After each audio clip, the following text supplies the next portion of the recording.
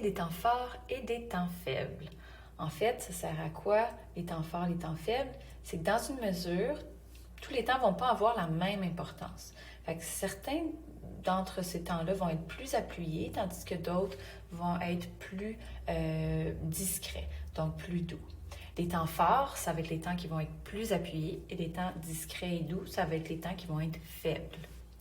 À l'aide des exercices que tu vois au tableau, on va se pratiquer à repérer les temps forts et les temps faibles. Tout d'abord, c'est important de savoir qu'en 4-4, les temps forts, si on écrit 1, 2, 3, 4, puisqu'on a 4 temps, les temps forts vont être le 1, donc un gros F, et le 3. Et là, c'est de façon classique. Donc, en classique, le 1 et le 3, ça va être les temps forts. Le 2 et le 4 vont être les temps faibles. Ce qu'on va faire, à l'aide de l'exercice en 4-4, on va indiquer les temps forts et les temps faibles. Si je me penche ici, tu sais que dans une seule mesure, il doit y avoir 4 temps, donc 4 pulsations. On va les indiquer. Donc, le premier temps serait ici, le deuxième ici, le troisième et quatrième, n'est-ce pas? Donc, bien important de mettre le quatrième sur la première croche, tu te souviens? Donc, on sait où sont nos temps. Maintenant, on va écrire où sont les temps forts. Donc, on sait que le premier est ici. Le deuxième temps, on avait été capable d'identifier avec la pulsation qui était ici. Donc, je vais mettre un petit F. Le troisième temps est juste ici. Donc, on va mettre un gros F. Et le quatrième temps vient se mettre juste ici. Donc, on a identifié facilement dans la mesure où étaient nos temps forts et où étaient nos temps faibles. On va faire le même exercice ici. Donc, on sait qu'on a 4 temps dans la mesure. Notre premier temps va venir ici, n'est-ce pas? Notre deuxième temps va être ici, troisième et quatrième. Donc, nos pulsations sont juste ici, comme ça. On va donc aller inscrire les temps forts. On sait que le premier, c'est un temps fort. Le deuxième, c'est un temps faible. Le troisième, c'est un temps fort. Et le quatrième, qui vient juste ici, et c'est un temps faible. Dernière fois maintenant, avec le 4-4, on identifie nos temps, donc nos pulsations. Nos pulsations sont là, de cette façon-là. Donc, nos temps, c'est 1, 2, 3 et 4. On va pouvoir aller mettre les temps forts sur le premier. Le deuxième, ça va être un temps faible. Le troisième, c'est un temps fort. Et le quatrième, c'est un temps faible. Fais attention, encore une fois, de ne pas venir mettre ton gros F sur la deuxième croche. Hein? Ça commence ici, ton troisième temps, sur la première des deux croches. Donc, en 4-4, c'est comme ça que ça va fonctionner. Maintenant, en 3-4. Quand on est en 3-4, le temps fort, c'est le tout premier.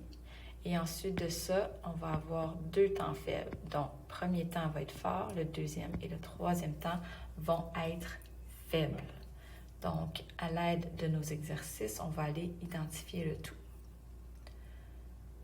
On fait nos pulsations. Donc, on sait que notre première pulsation, notre premier temps va être là, notre deuxième va être ici et notre troisième ici. Attention de le mettre sur la première. On va aller identifier nos temps. Notre premier temps, on sait qu'il est fort. Notre deuxième temps est faible et notre troisième temps est faible également. Un autre exemple. Oh, on a un triolet ici, quelque chose qu'on a vu auparavant. Donc, on sait que le triolet, si on cache la chokeuse, on calcule ce qui reste. Donc, ça, un triolet de croche, ça vaut un temps. Donc, mon premier temps va être sur le premier des triolets. Donc, mon premier temps serait ici, mon deuxième temps, mon troisième temps ici sur ma première croche. D'accord? Donc, on a le 1, le 2 et le 3 juste ici. On va identifier nos temps forts, nos temps faibles. On sait que le premier est fort, notre deuxième est faible et notre troisième est faible. Et un petit dernier en 3-4. On a 3 noirs, donc c'est super simple à identifier. Nos pulsations sont là, nos temps c'est ceux-ci. Donc, on va aller identifier, on sait que c'est fort, faible et faible. Finalement, on va aller parler de la métrique en 2/4. En 2/4, le temps fort, c'est le premier. Donc, on a le temps 1, le temps 2. Le temps fort, ça va être le premier. Le temps faible, ça va être le deuxième. On va aller faire l'exercice ensemble. Donc, sachant que le saute, souviens-toi, on sait que ça vaut un temps. Hein? On a calculé le pointé sur la croche.